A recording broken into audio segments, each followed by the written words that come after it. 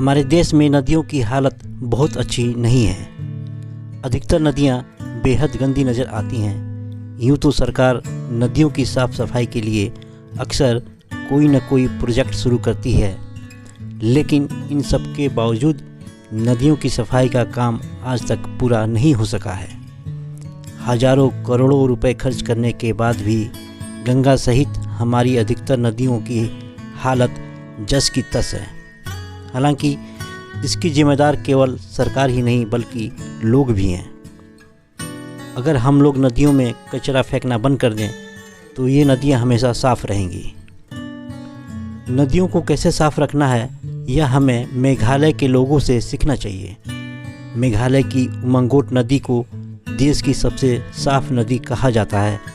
इस नदी का पानी इतना साफ़ है कि उसमें कांच की तरह आर पार दिखता है।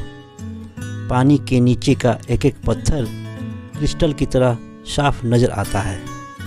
इसमें कचरा तो दूर की बात है, धूल का एक कण भी दिखाई नहीं देता। इसमें चलने वाली नाव को देखकर तो ऐसा लगता है मानो वह किसी कांच के ऊपर या हवा में तैर रही हो।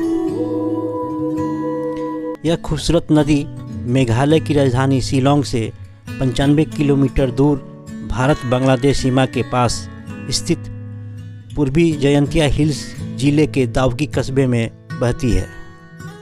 इस इलाके में रहने वाली खासी आदिवासी समुदायों के लोग इस नदी की हर दिन सफाई करते हैं। दरअसल ये परंपरा पुरखों से चली आ रही है।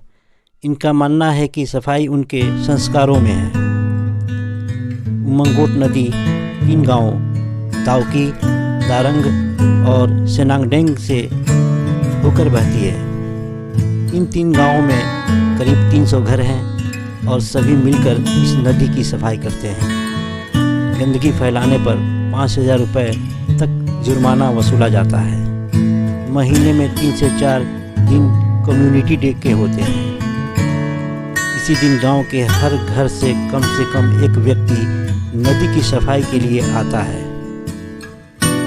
नवंबर से अप्रैल तक यहाँ भारी संख्या में पर्यटक आते हैं। इस दौरान पर्यटक यहाँ बोटिंग का लुत्फ उठाते नज़र आ जाएंगे, जबकि मानसून के सीजन में बोटिंग बंद रहती है। मंगोट नदी से कुछ ही दूरी पर स्थित माओलिनांग गांव को एशिया के सबसे साफ गांव का दर्जा हासिल है। अंग्रेज़ों ने इस नदी पर एक ब्रिज भी बनवाया है। इस नदी में बड़ी संख्या में मछली भी